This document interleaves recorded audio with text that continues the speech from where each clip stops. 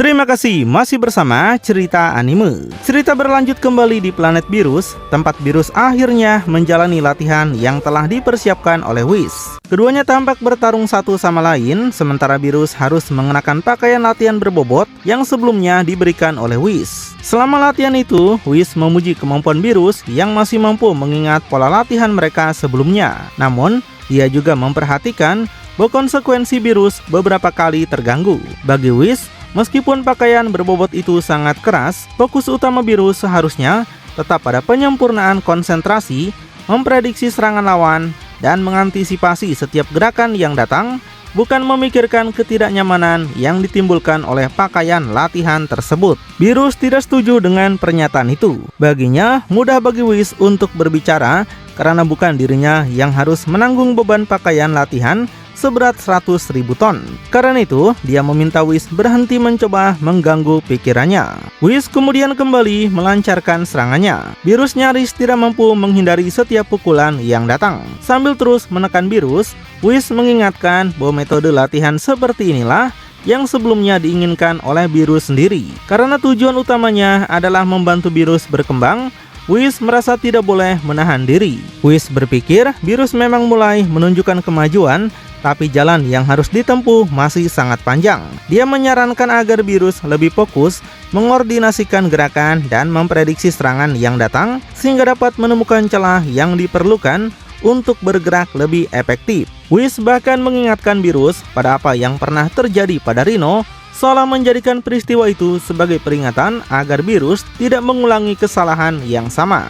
Pernyataan itu langsung memancing reaksi Virus. Namun, ketika Virus mencoba menyerang, Whis dengan santai menghentikan pukulannya hanya menggunakan satu jari. Whis menganggap reaksi itu sebagai perkembangan yang baik. Baginya, kini dia mulai melihat kembali semangat dan melihat fokus dalam diri Virus. Dia juga menilai bahwa Virus sudah mulai memusatkan pikirannya pada tujuan yang ingin dicapai, daripada terus memikirkan pakaian berbobot yang sedang dikenakannya. Meski begitu, Whis kembali mempertanyakan apakah ucapannya memang benar-benar salah. Virus tetap menolak anggapan tersebut. Dia bersikeras bahwa apapun yang harus dia lalui dan berapa lama pun waktu yang dibutuhkan, dia tidak akan membiarkan pengalaman buruk yang pernah menimpanya terjadi lagi. Karena itu, dia meminta Whis berhenti memprovokasi dirinya dan mulai bertarung dengan lebih serius. Mendengar itu, Whis justru merasa senang. Itulah semangat yang ingin dia lihat dari Virus. Dia kemudian memperingatkan bahwa jika Virus benar-benar menginginkan latihan yang lebih berat, maka mulai saat ini dia akan memberikan tekanan yang jauh lebih besar daripada sebelumnya. Namun, Whis juga mengingatkan bahwa semua hasil yang diperoleh Virus nantinya akan bergantung pada seberapa besar dirinya bersedia mendorong dan mengembangkan dirinya sendiri. Sesaat kemudian, Whis menjentikan dahinya ke arah Virus. Serangan sederhana itu sudah cukup menunjukkan bahwa sesi latihan kali ini tidak akan mudah. Whis terus mendorong Virus secara mental. Dia meminta Virus untuk tidak kehilangan semangat juangnya. Baginya, jika Virus gagal berkembang dan meningkatkan kemampuannya, maka dia beresiko terus hidup di bawah bayang-bayang masa lalunya sendiri. Whis percaya Virus memiliki kemampuan untuk membuktikan semua keraguan itu salah dan memperbaiki berbagai kesalahan dalam sejarahnya. Tapi semuanya bergantung pada apakah Virus benar-benar bersedia melakukannya. Walaupun berada dalam posisi yang tidak menguntungkan, Virus menolak menyerah. Sambil mencengkram tanah, dia menegaskan bahwa apapun kesulitan yang harus dilaluinya, dia akan terus maju. Baginya, suatu hari nanti rasa takut yang pernah melekat pada namanya akan kembali menggema di telinga para dewa seperti suara guntur ketika dia berhasil mengembangkan seluruh potensinya. Whis menyambut tekad tersebut dengan baik. Namun baginya, untuk mencapai tujuan itu, Virus harus terus berjuang melewati rasa sakit dan membuktikan bahwa dirinya masih memiliki kemampuan yang dibutuhkan. Pernyataan itu memicu respon dari Virus. Sebagai balasan, dia melepaskan ledakan energi raksasa secara tiba-tiba. Whis dengan mudah menghindarinya, tapi dia menganggap tindakan itu sebagai tanda positif. Baginya, pola pikir Virus mulai menunjukkan perubahan ke arah yang lebih baik. Whis bahkan merasa bahwa tahap pertama latihan Virus hampir selesai. Dia kemudian memberi selamat lebih awal karena Virus tampaknya akan segera menyelesaikan fase pertama sebelum memasuki fase berikutnya. Tahap kedua akan berbeda. Kali ini pertarungan akan berlanjut tanpa pakaian berbobot.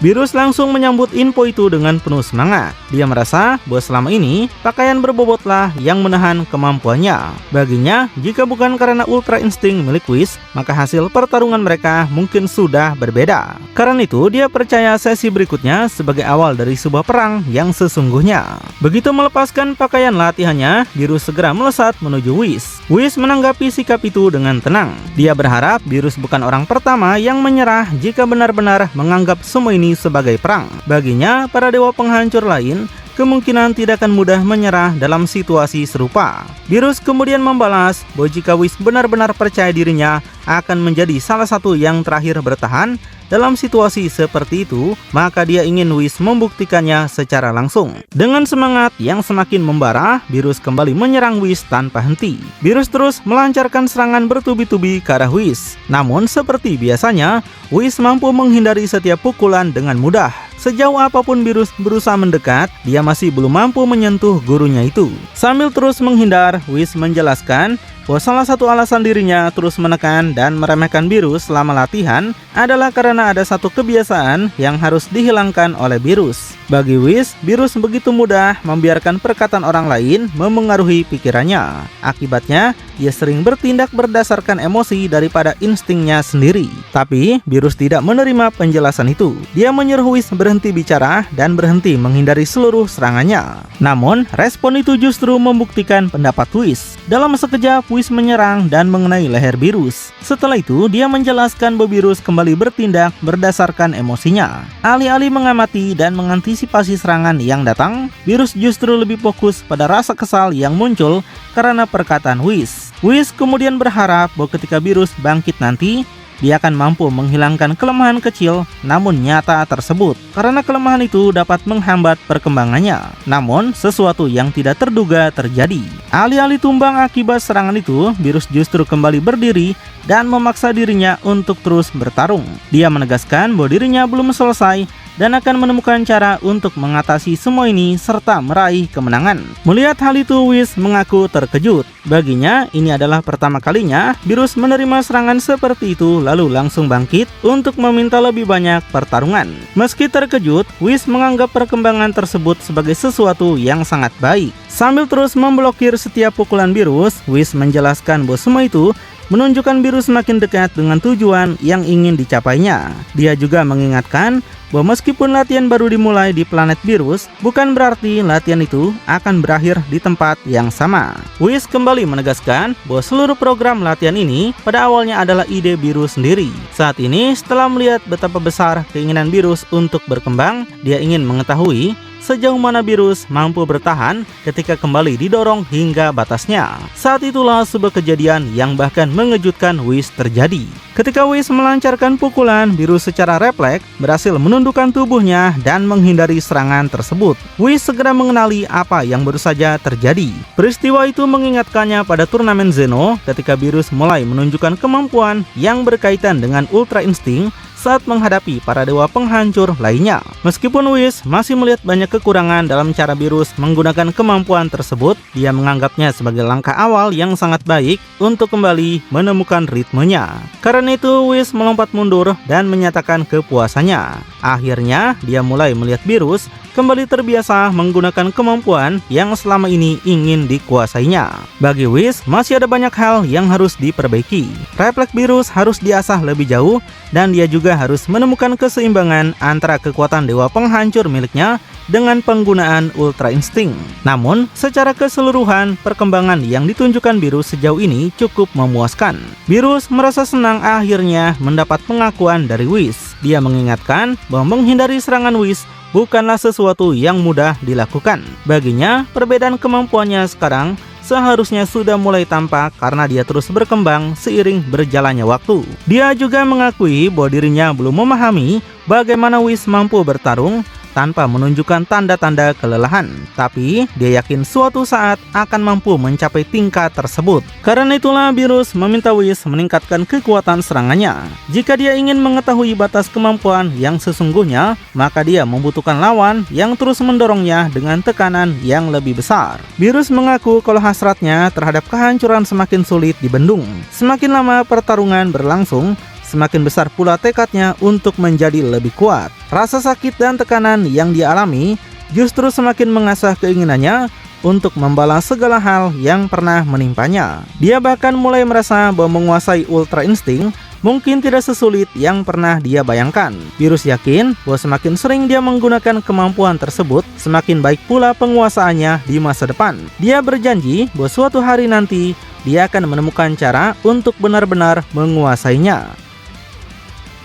Sementara itu, cerita kemudian beralih ke alam semesta 16. Di sana, Rizal tampak telah membawa Goku, Vegeta, dan Broly ke planet milik Dewa Penghancur Parik. Setelah tiba, Rizal menyambut ketiga petarung dari alam semesta ke-7 tersebut ke wilayah yang dia sebut sebagai alam semesta 16. Rizal menjelaskan bahwa mereka diperbolehkan menjelajahi tempat itu. Namun, dia juga memperingatkan bahwa segala resiko yang mungkin mereka hadapi selama berada di sana sepenuhnya menjadi tanggung jawab mereka sendiri. Goku langsung terkesan dengan lingkungan di sekitarnya. Dia memperhatikan hamparan pasir yang luas, piramida-piramida raksasa, serta suhu yang terasa sangat panas. Dan karena nggak merasakan kehadiran Dewa Penghancur Alam Semesta 16, Goku mulai bertanya-tanya di mana sebenarnya Parik berada dan apakah mereka harus mencarinya sendiri. Rizal menjelaskan bahwa meskipun mereka tidak mampu merasakan keberadaan Parik, Sang Dewa Penghancur pasti sudah merasakan kedatangan mereka. Karena itu, mereka tidak harus khawatir untuk menemukannya. Rizal juga kembali memperingatkan bahwa suhu di dunia tersebut bisa sangat berbahaya bahkan bagi petarung yang sangat kuat, sehingga mereka harus berhati-hati terhadap apapun yang mereka lakukan.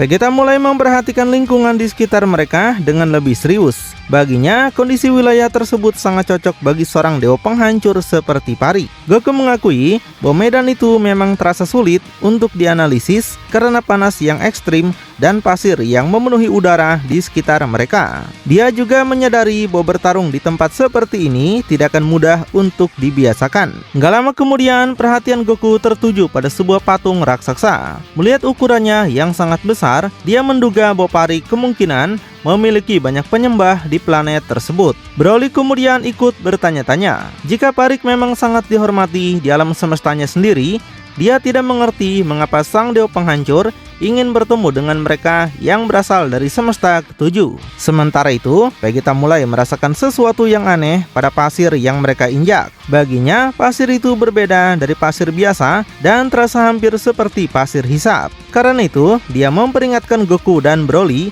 agar tetap waspada. Satu langkah yang salah bisa membuat mereka tertelan oleh medan tersebut.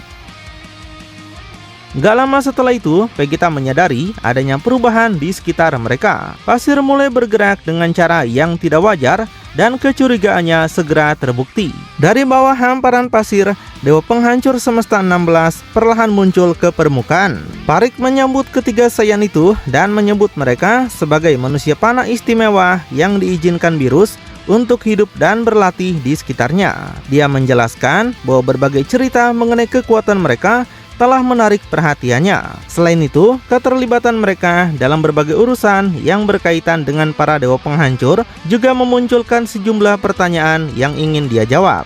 Bagi Parik, manusia panah yang mampu mencapai tingkat kekuatan setara atau bahkan melampaui para dewa adalah sesuatu yang sangat langka. Awalnya, dia mengira hanya ada 2 petarung pilihan yang mendapat perhatian Virus. Tapi kini, dia melihat ada 3 orang yang masing-masing memiliki karakteristik berbeda. Parik mengakui bahwa rumor mengenai manusia panah yang mampu menyaingi para dewa membuatnya penasaran. Dia ingin mengetahui mengapa hal itu bisa terjadi dan bagaimana mereka memperoleh kekuatan tersebut. Meski dia tidak menyukai Virus, dia menegaskan bahwa dirinya tidak menyimpan kebencian pribadi seperti beberapa dewa penghancur lainnya. Goku merasa heran mengetahui bahwa Parik ternyata selama ini bersembunyi di bawah pasir sambil menunggu kedatangan mereka. Dia menjelaskan bahwa tanpa izin Virus untuk berlatih di planetnya, mereka mungkin tidak akan pernah memperoleh kekuatan yang mereka miliki sekarang. Parik bertanya apakah Virus sendiri yang melatih mereka. Vegeta menjelaskan bahwa keadaan sebenarnya tidak sesimpel itu. Baginya, masing-masing dari mereka menempuh jalur yang berbeda. Dari ketiganya hanya Vegeta yang secara langsung menerima pelatihan dari Virus. Mendengar itu, Parik mulai penasaran terhadap 2 Saiyan lainnya. Dia mempertanyakan alasan Virus mengizinkan mereka tinggal dan berlatih di planetnya jika mereka bukan murid langsung sang dewa penghancur. Goku menjelaskan bahwa tidak ada kesepakatan khusus selain hubungan mereka dengan virus yang sebagian besar dibangun melalui makanan yang mereka bawa dari bumi. Dia menjelaskan bahwa jalur latihan mereka juga berbeda. Vegeta berlatih bersama virus untuk mempelajari kekuatan seorang penghancur, sementara dirinya berlatih bersama Whis untuk mengembangkan Ultra Instinct. Selain itu, dia dan Vegeta sering berlatih bersama, sedangkan Broly baru bergabung belakangan dan sedang dibantu untuk mengendalikan kekuatan luar biasanya. Parik menganggap tindakan virus yang bersedia memberikan pelatihan demi makanan sebagai sesuatu yang memalukan bagi seorang dewa penghancur. Namun, dia juga mengaku tidak terlalu terkejut karena sudah mengenal reputasi virus yang baginya malas. Setelah itu, perhatian Parik beralih pada Broly. Dia ingin mengetahui siapa yang melatih Saiyan tersebut dan apa yang membuatnya istimewa dibandingkan dua rekannya. Goku menjelaskan bahwa situasi Broly berbeda. Broly tidak berlatih langsung di bawah virus maupun Whis, namun kekuatan alaminya sangat besar, terutama ketika memasuki kondisi mengamuk yang sulit dikendalikan. Karena itu, Goku dan Vegeta berusaha membantunya mengendalikan kekuatan tersebut. Goku berpikir jika suatu hari Broly benar-benar mampu menguasai kekuatannya, dia berpotensi menjadi petarung terkuat di antara mereka semua, bahkan melampaui virus. Meski demikian, saat ini Broly masih berada dalam tahap pembelajaran. Penjelasan itu tampaknya memuaskan rasa penasaran Parik. Namun tiba-tiba dia menggunakan pasir di sekitarnya untuk menarik Goku dan Vegeta mendekat ke arahnya. Dia menjelaskan bahwa karena Goku dan Vegeta adalah dua petarung yang mengaku memiliki kekuatan setingkat dewa penghancur, dia ingin berbicara dengan mereka secara lebih langsung. Untuk sementara, dia memutuskan akan mengabaikan Broly dan lebih memusatkan perhatian pada kedua Saiyan tersebut. Goku terkejut melihat bagaimana pasir di bawah mereka dapat digunakan untuk menarik tubuh mereka ke depan. Namun, Parik terus melanjutkan penjelasannya. Dia menyatakan bahwa karena mereka termasuk petarung yang sangat langka, dia ingin mengetahui seberapa jauh penguasaan mereka terhadap kekuatan yang mereka miliki. Baginya, takdir mereka akan ditentukan oleh pilihan mereka sendiri. Makam-makam yang ada di hadapan mereka bisa menjadi penjara abadi atau justru gerbang menuju keberuntungan mereka. Goku semakin bingung dan mulai mempertanyakan maksud sebenarnya dari tindakan Parik. Vegeta juga menolak gagasan untuk memasuki makam-makam tersebut. Dan menuntut penjelasan mengenai tujuan sebenarnya dari semua itu.